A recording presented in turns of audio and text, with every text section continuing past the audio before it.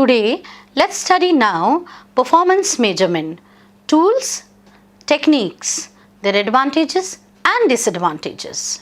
By the end of the session, you will be in a position to understand various tools and techniques of performance measurement, their advantages and limitations. Before we start, let's have a look at what do we mean by performance appraisal. Performance appraisal is the overall evaluation of the performance of various employees working in an organization. Now, there are various tools and techniques of performance measurement. Various tools and techniques have been devised by the psychologists and the educationists for evaluating the performances of employees working in an organization. But we cannot say that any one single method or any one single tool or any one single technique is the best one which can be used or which can be employed by any organization in order to measure the performance of its employees. None of the methods should be dismissed or accepted as the ultimate one to be used by the organizations. Broadly, these methods have been categorized under two categories: past-oriented methods and future-oriented methods. Now, let's have a look at the past-oriented methods first. The first one under the past-oriented methods is rating scales. Now, rating scales are the various numerical scales which are devised and which have indicators which are mainly the performance ones. So, rating scales are numerical scales with performance indicators like adaptability, punctuality, work culture, attitude, work ethics, etc. Now, the ratings are being given or are being scheduled or being written down in the rating scale from the excellent to the poor one also. The numerical data derived is calculated and the conclusions are drawn on the basis of that. The conclusions usually which are drawn are based on the performance indicators, giving a clear insight as far as the overall performance of the employee is concerned. Let's have a look at the advantages of rating scale. Now, rating scales are very easy to be employed. At one moment of time, many employees can be covered, and it is also very easy to calculate the numerical data, giving a very clear-cut idea of the performance of various employees. Numerical data is usually considered to be without bias, where we say that bias may not come over there. Employing the rating scale, there is no formal training required by the people who are using this rating scale in the organization. So it can be given by any person whosoever is in charge of the organization. Disadvantages of rating scale. Now, we say that numerical data cannot be manipulated, but yes, the bias of the rater may come at any moment of time because the calculations ultimately are going to be calculated by the human being who may commit an error at any moment of time, and that may not give us the exact and clear indications as far as the performance of that individual is concerned. So, rater's bias may come at any moment of time. Second is the checklist. Now, in the checklist, we have the statements based on the various traits of the employees which are devised and put into the checklist and which the rater is supposed to rate. Now, raters are supposed to only put a mark, but ultimate evaluation is being done by the Department of HR. The employee or the rater is supposed to put only yes or no against the statements representing the employee is concerned. Now let's have a look at the advantages of checklist. It's a very economical method and raters don't require any specific training for the rating. It's also very easy to administer, and administering of checklist can happen at any place at any moment of time. So these were the advantages. Now let's have a look at the disadvantages. Now raters bias also can come here also. Another big disadvantage of checklist is that because it is ultimately being evaluated and examined by the Department of HR, which may use sometimes the incorrect weighing scheme, which may not give them the exact report, exact picture of the performance done or of the performances of various employees. We have the next forced choice method, where the statements representing the employee are arranged in different blocks, maybe one or two, where the rater is supposed to put a tick mark in yes or no column against the statement which he feels is representing the employee. The rater is forced to make a choice, but the ultimate evaluation is done by the HR department. Let's have a look at the advantages of this particular method. Personal bias may not come over there because the rater is forced to make a choice. So he has absolutely no choice of bringing personal bias against any of the employees over here. Disadvantages: the statements which have been put into it may be wrongly representing the employee, which may not give an exact picture of the employee's performance. So the wrong interpretation of the evaluation may be there, which may not give us a clear picture of the performance of the employee. Next one is the critical incident methods. Now in any organization, any employee sometimes may get involved into critical incident behaviors. This particular method, that when such critical incident behaviors occur as far as one particular individual is concerned, which matters a lot related to his performance, that is what the rater does over here. Whenever such critical incident behaviors do occur over there in the organization, the supervisor or the head at that particular moment of time makes the observations and rates the employee based on that particular incident. Because sometimes such behaviors do make a lot of difference as far as the working culture of an organization is concerned.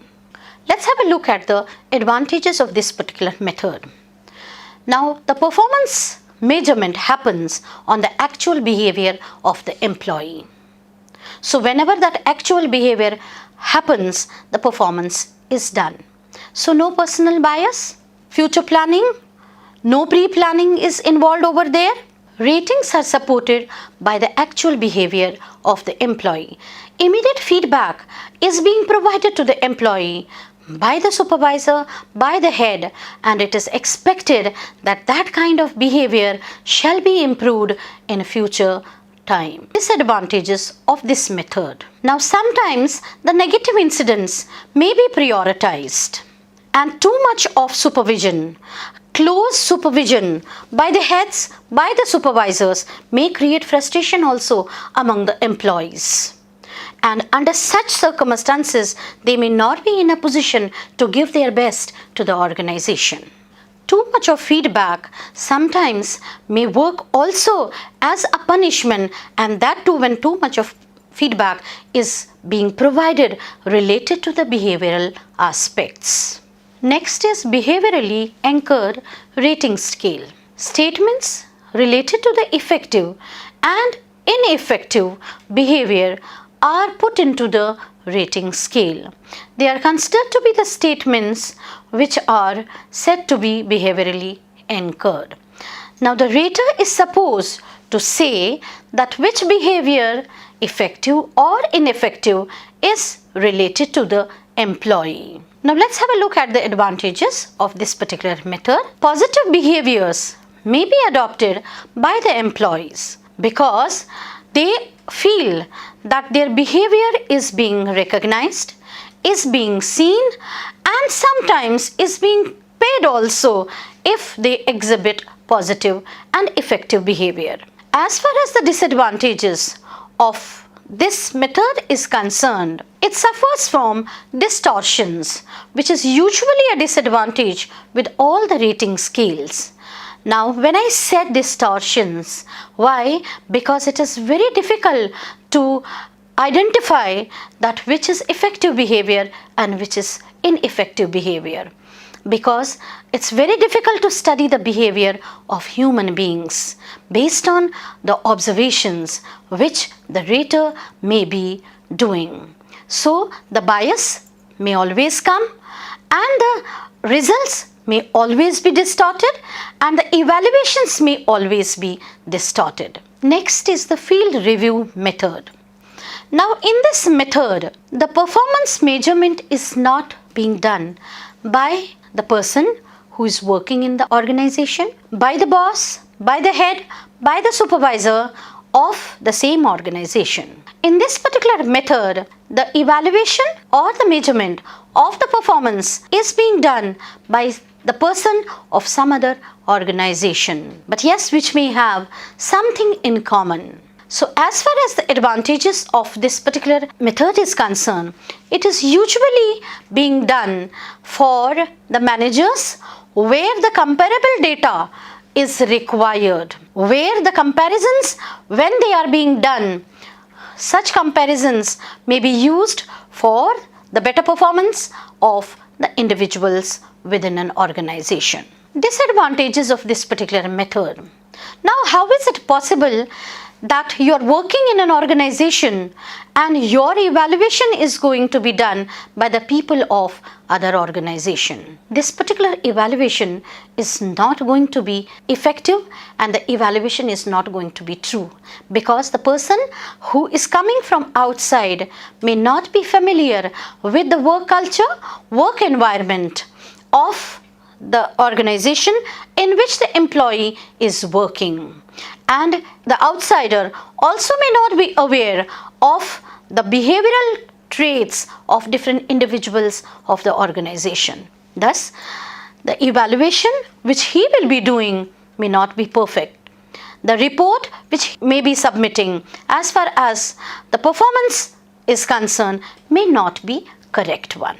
Next is the annual confidential report. Now, as far as this method is concerned, it is usually being adopted by the government organizations, but it also has come into the industries and as well as the academic organizations. Annual confidential report. What does annual confidential report consist of? There are certain parameters of or related to the performance measurement of an employee, such as punctuality, dedication, work culture, his work traits, his attitude, his aptitude, goals achieved, goals set up by the employee, goals achieved by the employee which the organization has set up for him, and the overall contribution to the development of the organization. This annual confidential report is very secretive and is very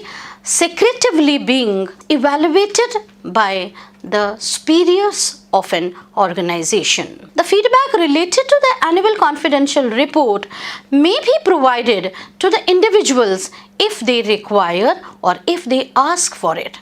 Otherwise, the feedback related to the evaluation of their performance is not being given to the employees. It is being kept secret by the boss. Disadvantage of this particular method is that lots of bias sometimes may be involved into evaluation, because when the rater or the supervisor or the superior is evaluating on the parameters given, he or she may use his or her bias into the evaluation. His evaluation may be based on his interpretation based on his observation, based on his assumptions as far as that particular individual is concerned.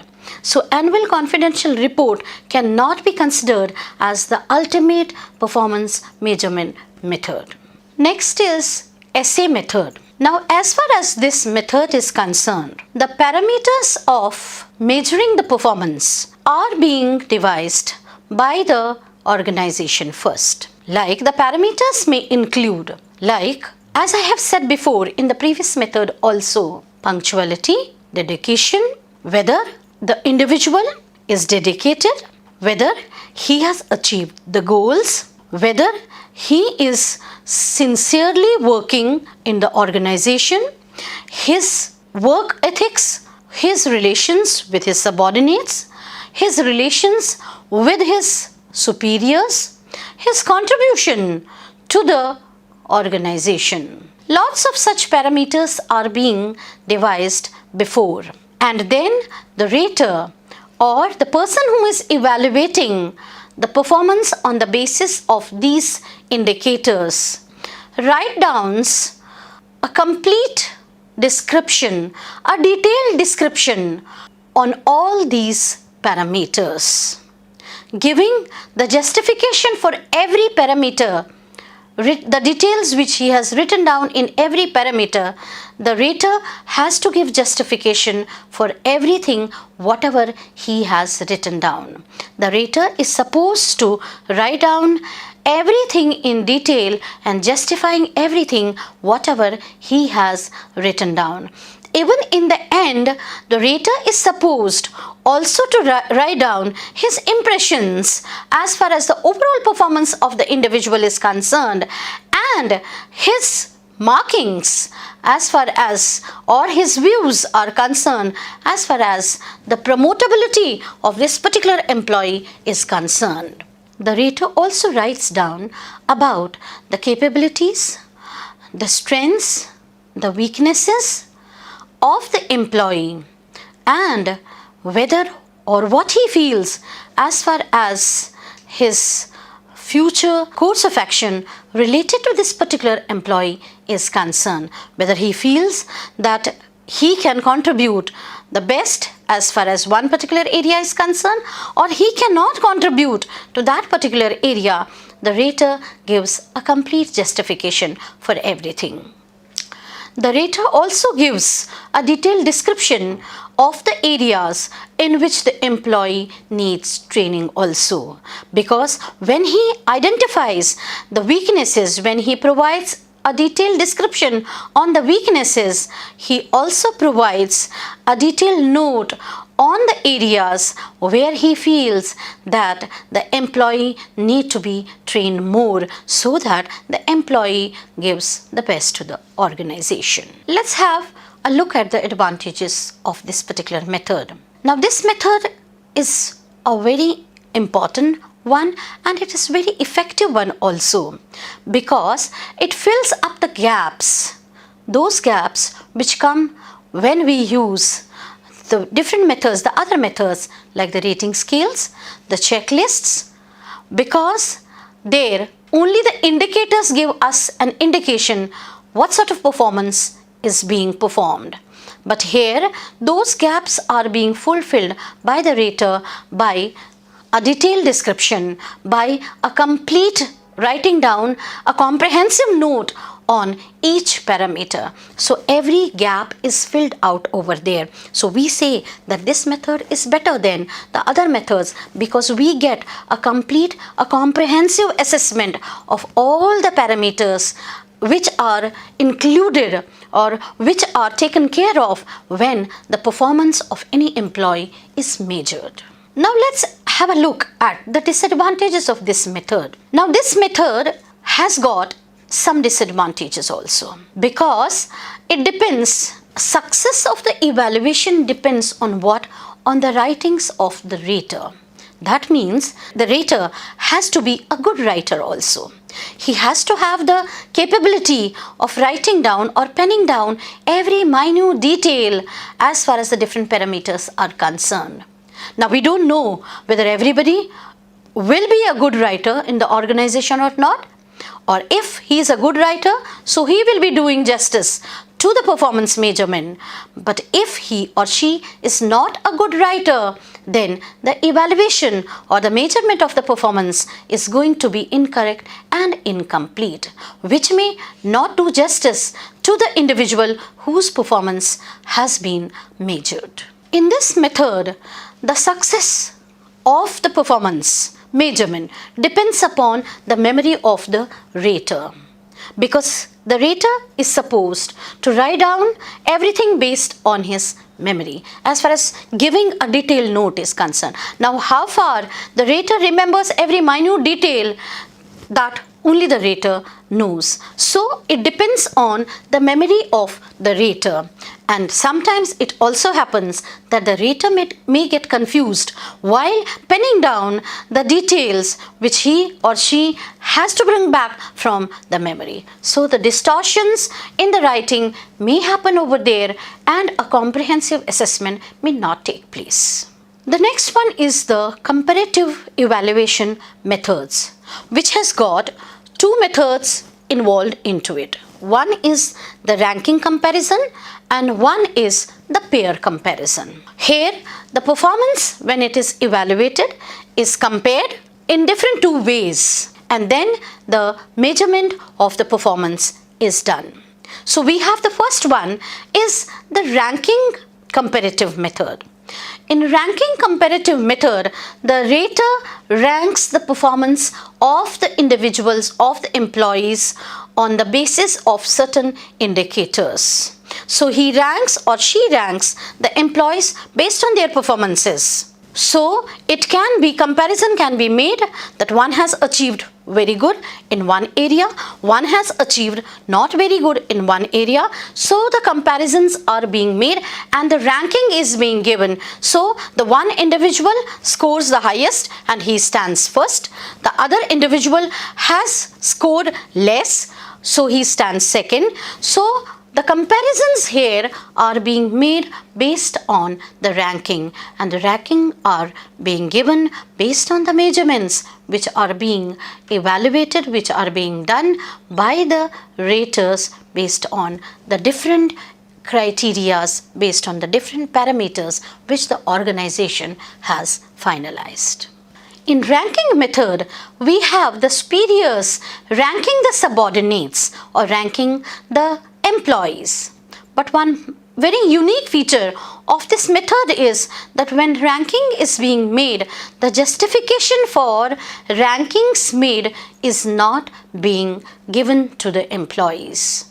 Rather, the superiors or the bosses are not supposed to give their justifications why only one person has been ranked first, why the others have been ranked at the fourth level. So no justification to the employees is being given.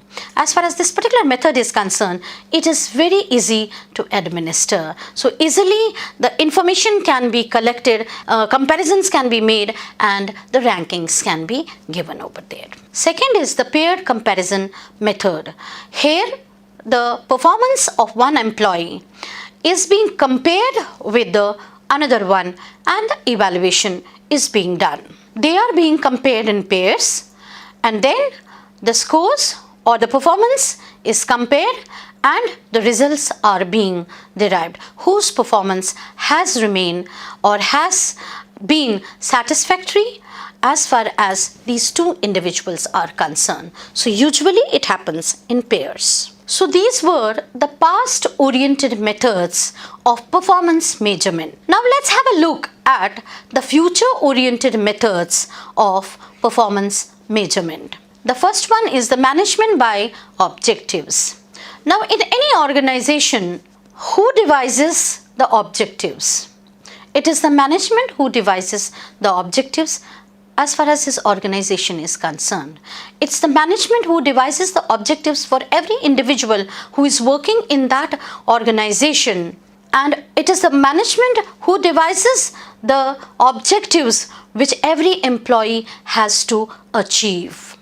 In this particular method, similarly, the objectives are being devised by the management and the performance of every employee is being made on the objectives achieved by every individual related to the objectives framed up or devised by the management. Every goal, every objective, whichever has been devised by the management, so the performance of every employee is being measured on the basis of the accomplishment of those objectives and goals. As far as this particular method is concerned, there is a specific process involved into this method. Let's have a look at the process. Process goes as under. Goals and desired outcomes for each subordinate are to be decided. Performance standards need to be set up. Comparison is to be made of actual goals with goals attained by the employee. Establish new goals and new strategies for goals not achieved in previous year need to be devised. As far as the last step is concerned, new goals, new objectives are set up on the basis of the feedback that which goals and objectives have been achieved and which have been left out. And the left outs are being taken up again based on their importance for the development of organization and for the development of the individual. So they are reframed, they are again put into that framework where the employees are supposed to work towards the accomplishment of those objectives. Let's have a look at the advantages. Now this is related, or this is important to the managers only. This is applicable to the people who are working at some higher levels. So then only we say that goals are set up only for those ones. Now those who are working not at the higher levels, so it is not applicable to them. But yes, it is applicable to the people who are working at higher positions. The disadvantages of this particular method is that this is not applicable to all jobs. And the focus of this particular method may be on the attainment of short-term goals. The focus may not be on the attainment of the long-term goals, because when you are evaluating on the basis of the attainment of the short-term goals only. So every organization has to have some long-term goals also. But can we assess, can we measure the performance as far as the attainment of long-term goals are concerned? So that is a particular drawback as far as this particular method is concerned. The next one is the psychological appraisals. Under this method, the potential of every individual is assessed as far as his future contribution to the organization is concerned. Now every individual is assessed on some traits which gives a clear indication as far as the capabilities, as far as the capacities, as far as the intelligence, as far as the attitude of the individual is concerned, so that he contributes in a best manner to the development of organization and to his development in particular also.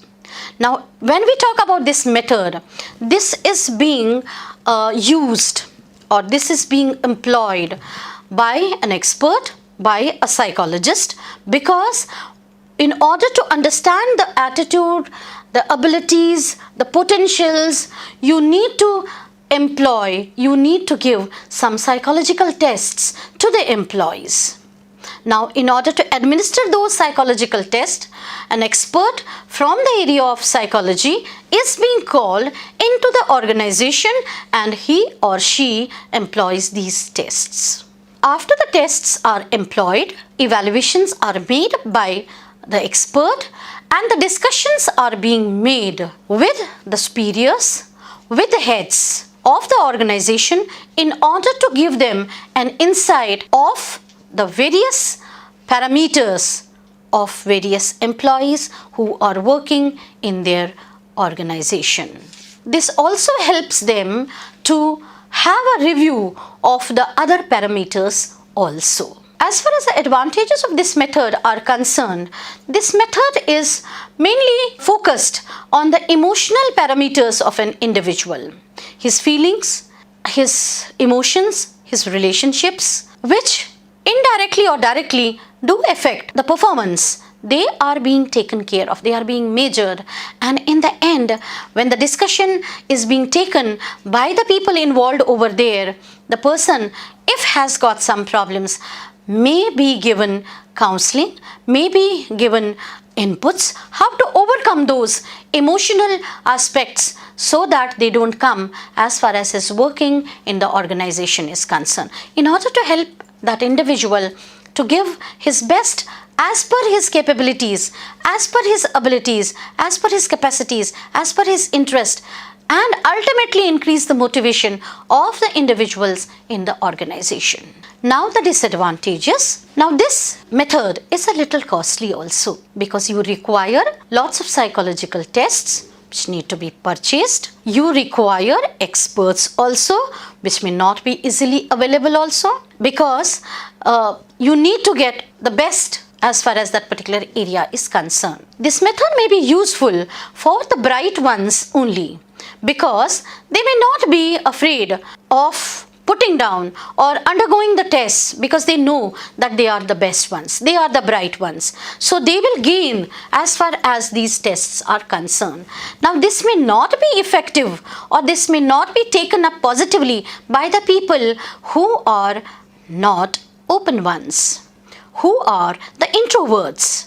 Now, when they know that they are being assessed, their emotions are being assessed, their attitudes are being assessed, their aptitudes are being assessed, their motivation is being assessed, so they may become conscious, and in the bargain what happens? So they may not give their best to the organization. The assessment evaluation depends upon the skills of the evaluator. Now, whether the evaluator is skilled, is expert, that depends on the evaluator.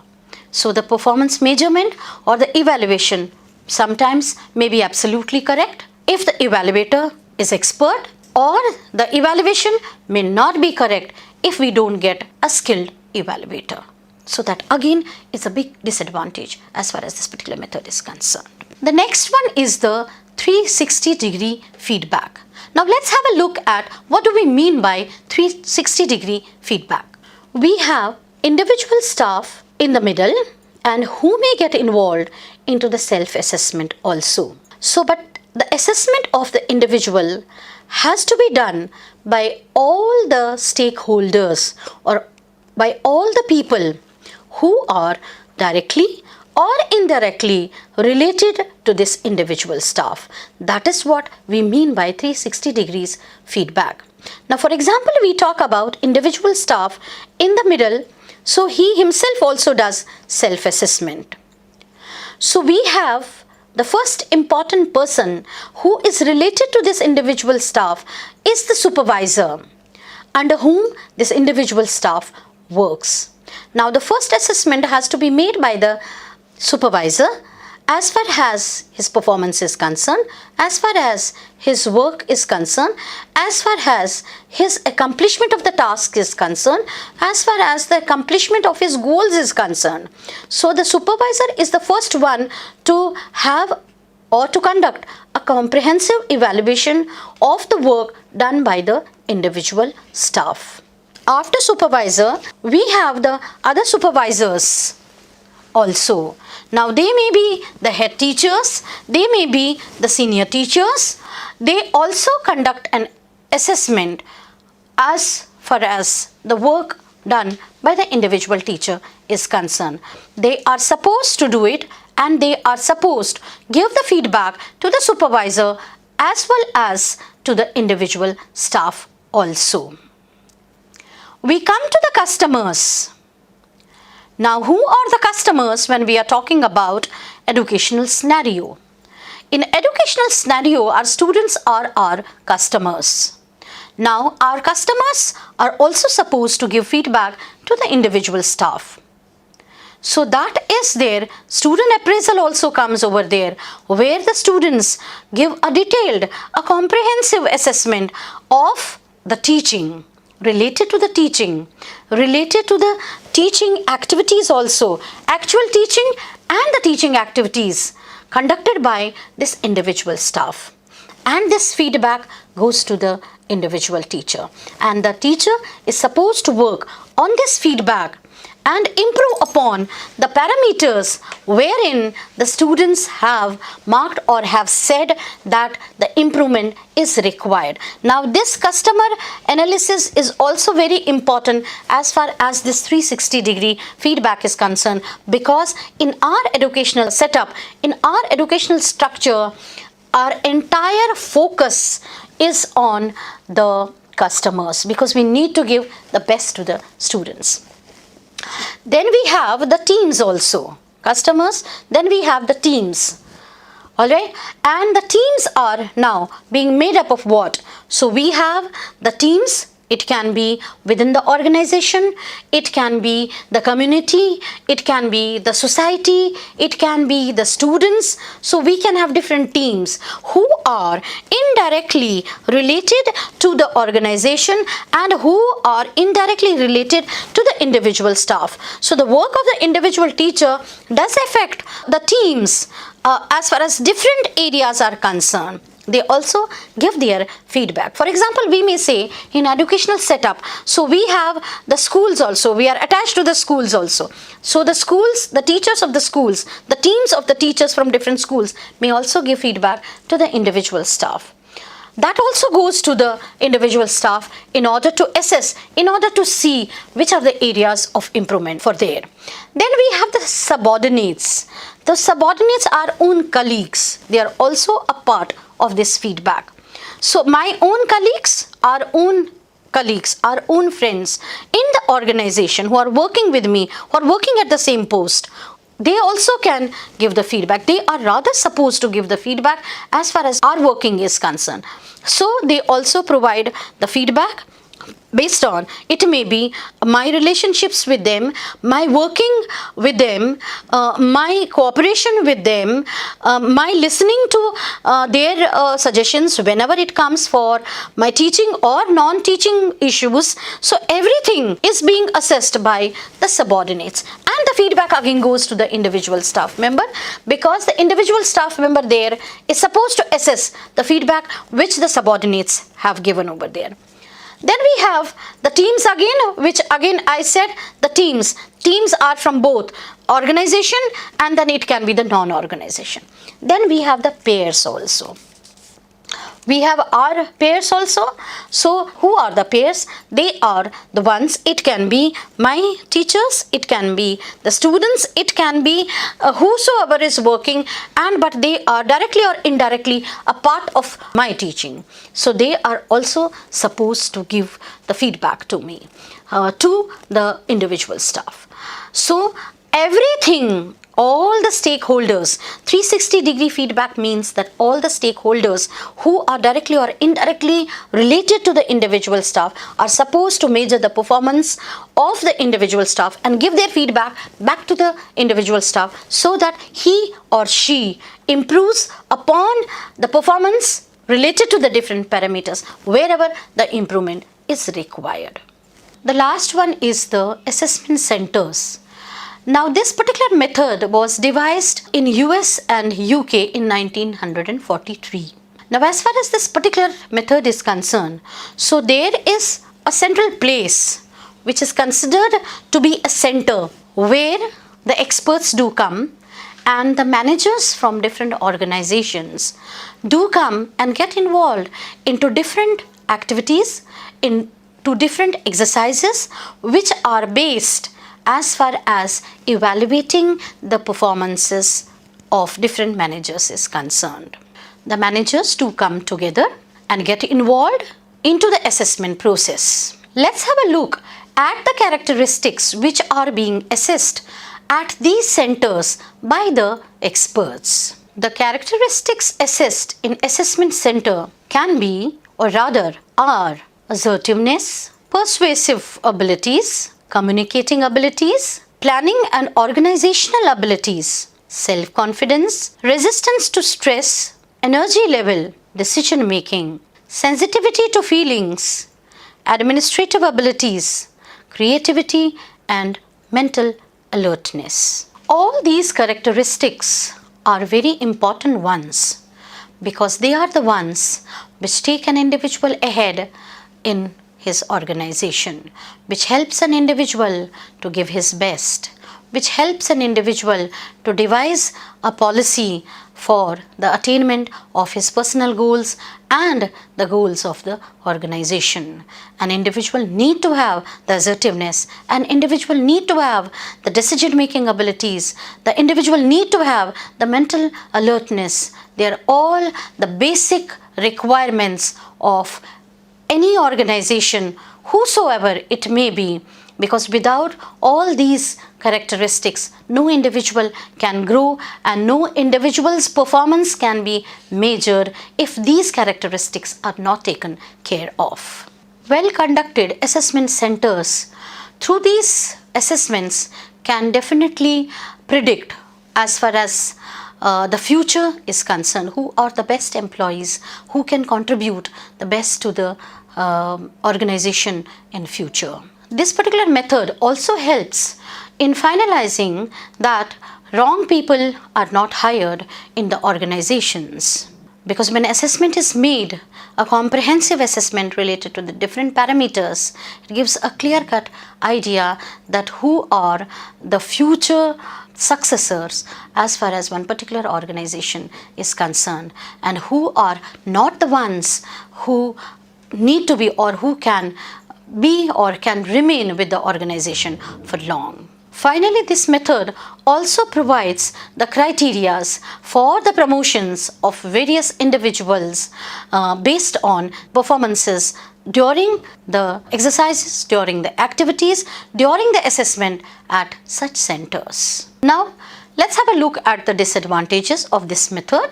The most important disadvantage of this method is that it is costly because the organization has to bear the expenses related to the traveling, related to the lodging, related to everything whatever is involved into it as far as their assessment is concerned. So this becomes a little costly for the organization. Sometimes the ratings done by the experts may also be influenced by the interpersonal relationships which the rater and the employees may be sharing. Best performers may feel suffocated also sometimes because for them such kind of exercises may not be very fruitful.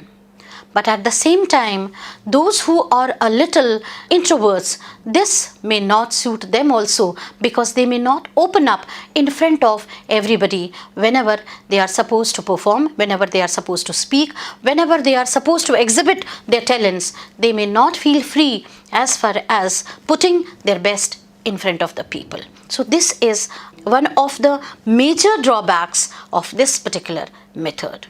So today we did discuss, in short, what is performance appraisal?